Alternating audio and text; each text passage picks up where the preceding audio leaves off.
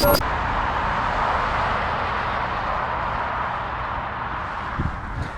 there everyone, this is Dan Dicks here reporting for Press for Truth. Today is Tuesday, October 31st, 2023, and I'm coming at you here today with a good old-fashioned walk and talk vlog. You know, there's so many things going on right now in the world that we could talk about. There's a lot of controversy right now happening on X, formerly known as Twitter, all based around this NHL player who recently died. Now, I don't normally talk a lot about things going on in the sports world, but this one was interesting to me. If you didn't know, a NHL player was killed on the ice the other day, where another player's skate blade sliced across his jugular and he bled out on the ice. And there's a lot of people in the media who immediately said that this is a freak accident. Now, I've seen this sort of thing, you know, before, you know, so when I saw the footage, I definitely saw some questionable things, and people online are suggesting that this is a flat-out murder situation. So I'm not quite so sure that's the case, but I'm going to give you my views on what I think is going on there and what should happen. Speaking of the sporting world, there is a female Brazilian Jiu Jitsu fighting league who right now is being completely overrun by transgender women joining the league, aka biological men, right? And there's this one particular division within this all-female Brazilian Jiu Jitsu league who are refusing to go along with this because, well, it's dangerous, and some of them have boycotted the league by removing themselves, and one particular division had every single female remove themselves, leaving only biological men. So these weird, creepy biological men competing in an all-female, all-women's Brazilian Jiu-Jitsu sporting event. It's absolutely insane. So we'll touch a little bit on that.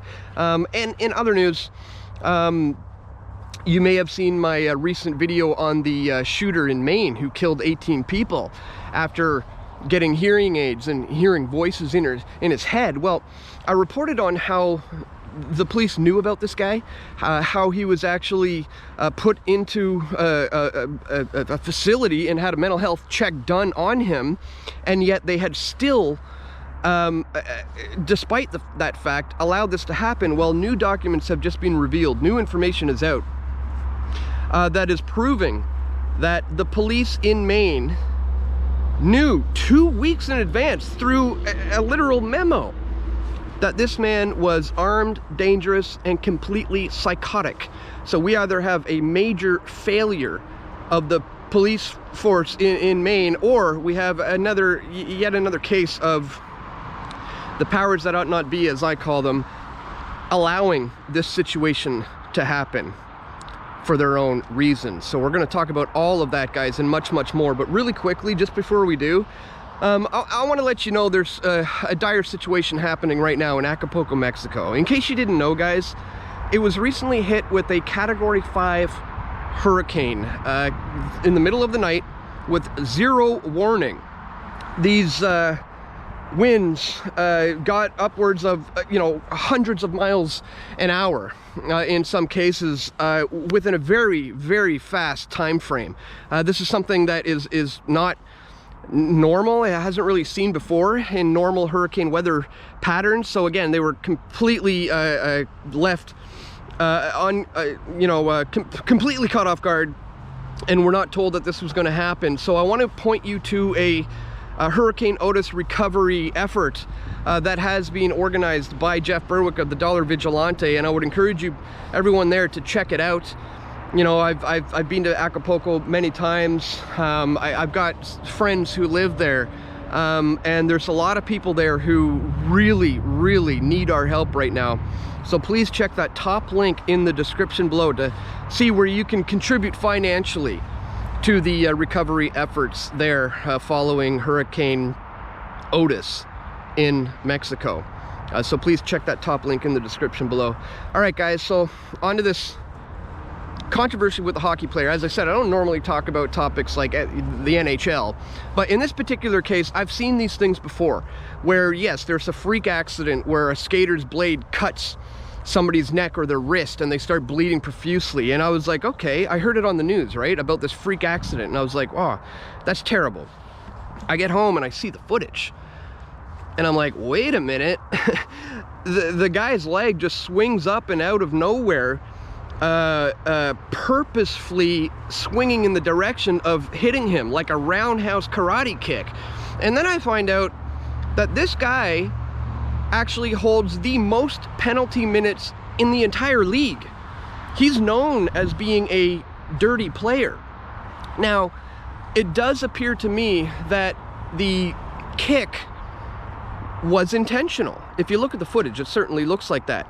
Now, the problem I have with this is a lot of people instantly online were like, this is murder. That man murdered this other man, and it's a clear-cut case. He should be tried, you know, 1st degree, 2nd degree, whatever it is. And I don't necessarily see it like that, folks. I don't think this man woke up with the intention of killing someone that day. So to call it murder, I think, is just being intellectually dishonest. I think what is more likely here is that this man did play a little dirty, did intend for his leg to go up and maybe kick this man, not necessarily for the blade to slice across the jugular. I don't think he woke up with the intentions that morning of killing someone. Having said that, if you are in an altercation with somebody and you purposefully take a swing at them and they slip and fall and hit their head and die, well, no, you didn't intentionally murder them, but because of your actions, they are dead, and you should therefore be investigated. You should therefore be held accountable to some degree for what took place there. So I think we're seeing something similar with this guy. They're all, you know, just the media is completely dismissing this as an accident. I honestly think it needs to be looked at a little more closely, not necessarily with the intention of getting this guy on 1st degree murder, but certainly with the intention of holding him responsible for making that very inappropriate decision, if in fact that is the case, and it appears to be, if you look at the footage, guys. So just wanted to give you my thoughts on that, because I was looking at other things going on in the sporting world, particularly the female Brazilian Jiu Jitsu tournament circuit. And apparently there's this one league where there's so many transgender women, which we know are biological men, who have been signing up to this thing, that all the women were boycotting it by removing themselves. And there's one division that was left with only biological men. Look at this. This is a tweet from Riley Gaines. In a martial arts tournament last week, several females boycotted because of the surplus of males competing against the women. In most of the women's divisions, there were more males than females competing. In one of the women's divisions, there were only males left competing, as seen in the podium picture below. And so, this is so absolutely crazy, because it's not like Leah Thomas, you know, swimming in a race. You know, this is something different. This is combat physical sports, and just the fact that I have to even explain why this is an issue is really wild. Because if you're familiar with MMA or Brazilian Jiu Jitsu at all, you know the name of the game is finding a weakness in your opponent's positions. You know, whether that be a weak spot where you can choke them out, a weak spot where you can force them to tap out, otherwise they're going to have a limb broken, whether that be the neck, whether that be the elbow. You know, it's all about trying to find and capitalize on those weak spots. And obviously the female body, the structure, the bone density, the muscle density, all of this doesn't stand a chance against a biological man in Brazilian Jiu Jitsu. I mean, it's just absolutely crazy, and it's absolutely downright dangerous. So now it's not just a matter of, oh, they might lose the competition like in a swimming race. Now it's they may be physically injured for life.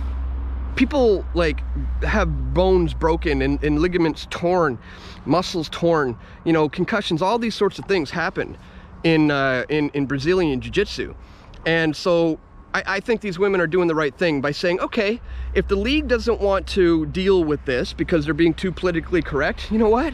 We'll just boycott it by removing ourselves from it altogether. And now what you have left is just a league, like I said, of these creepy men who are competing against each other in a all-females division, and now they just look totally crazy and stupid. So I think that's a good way to go, is just to, you know, boycott it when you see stuff like that. So just wanted to bring that to your attention. But most importantly, guys, one of the things I wanted to talk about today is this shooting in Maine that happened. It was like just last week. 18 people died. I already did a report on it explaining how the authorities knew all about this guy. He had spent time in a facility, a hospital, an army-based hospital, like back in the summer. And they knew about this, but new documents are now coming out that show that the police were sent a file explaining exactly who this guy is, what his name is, that he's armed and dangerous, and that he's completely psychotic. Just take a quick look at this. Missed chances to stop Maine mass shooter Robert Card. Every police department in the state received this alert describing his psychotic plans with his family and reported their fears to cops in May. Police in Maine had multiple opportunities to stop mass shooter Robert Card before he murdered 18 people in a bowling alley in a bar last week. Newly released documents have revealed. In addition to a September alert that was issued to every police force in the state describing Card as armed and dangerous and psychotic, his own son and ex-wife also reported their fears to the police in May. Guys, the police bulletin, known as File 6, was a previously reported on, but can now be revealed in full by Daily Mail. It was concealed on October 18th, a week before Card slaughtered 18 people in Lewiston, Maine, before killing himself. It was issued by the County Sheriff's Department on September 15th, the Sagadahoc County Sheriff's Department, after Card's colleagues at the Army Reserve Training Base reported concerns about him. And that's what I reported on last week, that his own Army reservists were reporting major concerns about this guy. He was removed, had the police called on him, removed from the facility and entered into a hospital, evaluated for his psychiatric situation. And now we're finding out they were literally told he's armed, he's dangerous, he's psychotic. Yet, like in Uvalde, it seems like they just completely allowed this to happen for, as we know, guys, and as I talked about in my previous video on this, for the purposes of gaining more strict gun control laws in the US. So that's essentially what this whole thing is boiling down to. And I had a lot of people asking me about the fact that, you know, he started hearing these voices in his head after getting, you know, hearing aids put in, which is quite questionable and strange on its own. But I have seen a number of these mass shooters say, some of them on video, that they hear voices. And I think it's demonic possession more so than, you know, any kind of covert operation of you know, sending voices into somebody's head. I'm not saying that that's not real and that's not possible and that doesn't happen.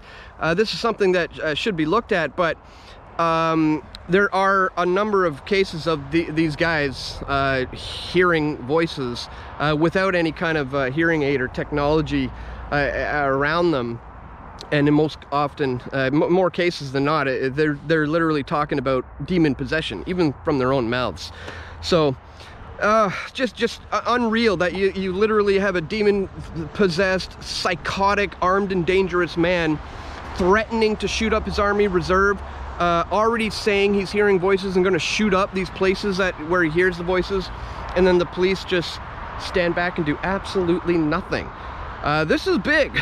This is something that people should be aware about. So just wanted to bring this to your attention, because last time I did a video on this, I said, you know, it's hot, it's happening now. If there are any updates, I'll let you know.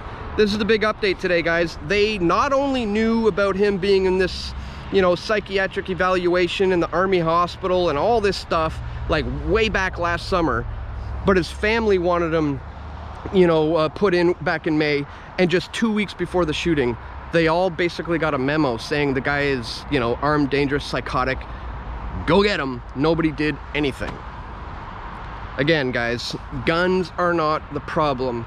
Mental health issues are the problem. And as I said in my previous video on this, if you're making this about guns when this is very clearly a case about mental health, you're just being intellectually dishonest. So just wanted to bring all of that to your attention today.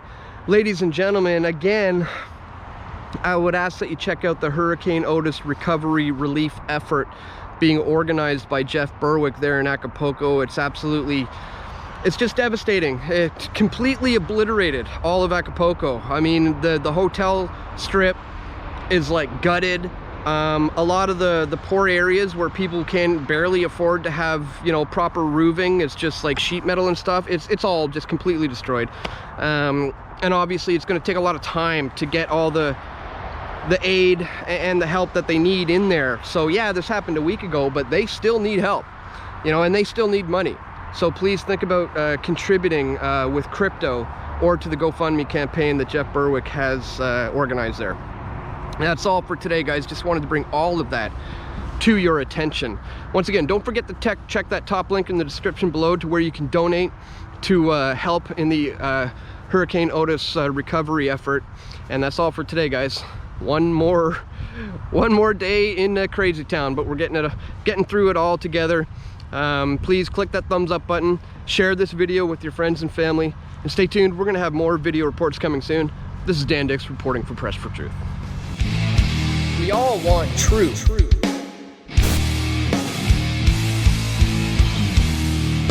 The truth will set you free.